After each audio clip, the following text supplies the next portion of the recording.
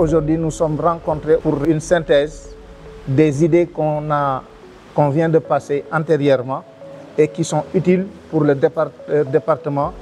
mais aussi utiles pour la nation sénégalaise parce que ça parle beaucoup d'économie, ça parle de la pêche, ça parle des problèmes migratoires, ça parle aussi de solutions. La question de la pêche est une question qui est particulièrement importante pour le tissu économique de la zone. Et la discussion a été particulièrement intéressante. Elle a été nourrie par un travail d'experts, un travail réalisé par M. Aliou Sall qui nous a présenté une note très large sur l'état des lieux de la question de la pêche en lien avec la migration et le climat. Et aujourd'hui, on voulait venir de nouveau à Bargny pour vous donner les recommandations qui sont sorties de ce travail,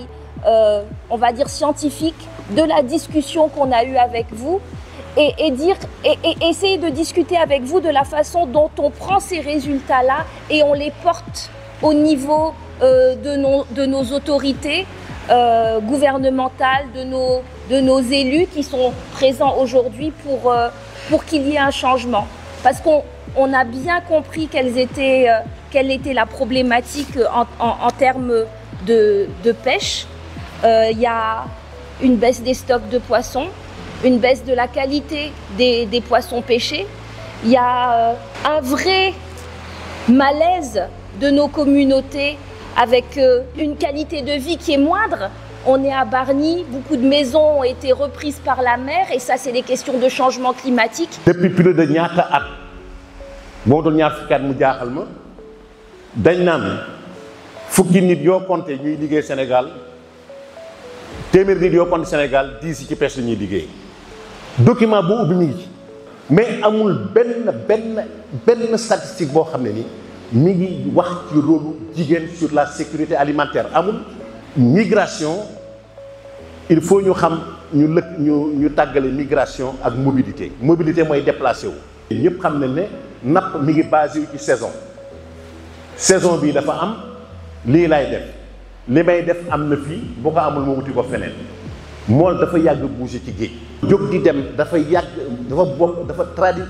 li wax valeur intrinsèque dafa nekk ci dafa bokk ci napp bouger ba muy bouger ci géej d'ailleurs moo waral. moom lay commencé fii moo waral bi Barça ñëwee pour nit ñi bëgg a dem mu yomb mais tout ça pour dire que mobilité dañ ko war différencier ak migration.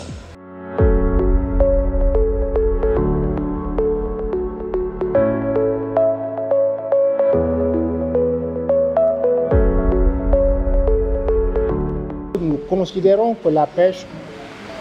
a la particularité d'être à la fois une chaîne d'économie sociale et solidaire depuis le jeune pêcheur qui embarque dans une pirogue à Bargny, à Rufisque, à Kayar, à Joal, à Kafountine,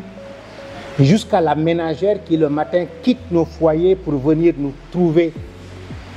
les ingrédients qui nous permettent de manger, en passant par les écueilleuses, les marailleurs, les transporteurs. C'est toute cette chaîne sociale et solidaire qui constitue ce que nous appelons l'économie bleue et qui constitue un élément important pour tous les pays côtiers. Du point de vue sociologique, on pouvait même se vanter que si la pêche va, tout va. Et l'autre particularité de la pêche, c'est que aussi c'est un filet de souveraineté alimentaire. À elle seule, elle nous offre les protéines dont on a besoin pour que nos enfants, nos vieilles personnes, nos femmes, nos épouses ne soient pas en manque de protéines et de vitamines importantes pour grandir. Chaîne bi nga xamantani moom moo ëmb napp chaîne bi dafa gudd te dafa yaatu. kon bu ñu demee ba jafe-jafe commencé am ci chaîne bi rek c'est parce que ci source ba wala jafe-jafe bi amee te source bi mooy napp te monsieur Diouf wax na ko sànq napp bi tamit il faut que tamit suñu gouvernants yi ñu jéem a xool nan la ñuy defee au moins une assise nationale sur la pêche ñu génne jafe-jafe yi nga xamante ni moom moo am yëpp si napp ñu invité acteurs yi toog ñëpp ñoo xamante ni ñu ngi séq napp bi ñu toog ku nekk wax problème yi nga xamante ni moom nga am yaakaar naa suñu defee loolu peut-être solution dina am. ci jafe-jafe yi gis nañ ne am na surpêche nappkat bi bu mu doon wàccee wàññeeku na parce que nag encore embarcation yi yokku nañ parce que aussi jën bi aussi am na changement te bu ñuy wax couloir de migration dafa changé parce que changement climatique day indi ay jafe-jafe day soppi ce qu'on appelle la masse d'eau jën du comme nit tey mun nga jóge fii nga xam ne Sénégal dafa tàng dem pays européen yi te dundu fa jën dafa am ndoxam bu ndox mi changé day continuer topp ndox moomu moo tax muy am migration. su fekkee changement climatique yi dañoo indi acidité indi changement de densité indi ay soppi ci ay oxygène dissous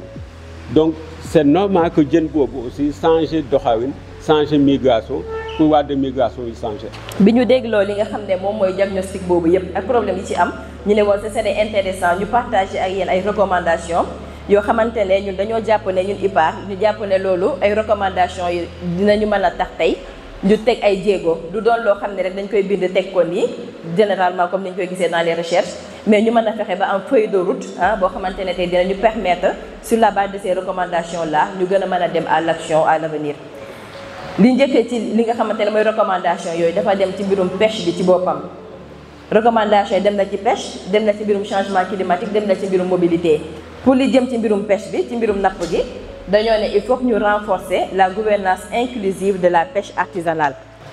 ñu jàpp ne aussi il faut mettre en place des mécanismes de suivi et de contrôle efficaces pour bannir les pratiques interdites, notamment l'utilisation des filets en monofilament. Nous avons comme deuxième point promouvoir une gestion durable des ressources et adaptée au changement climatique.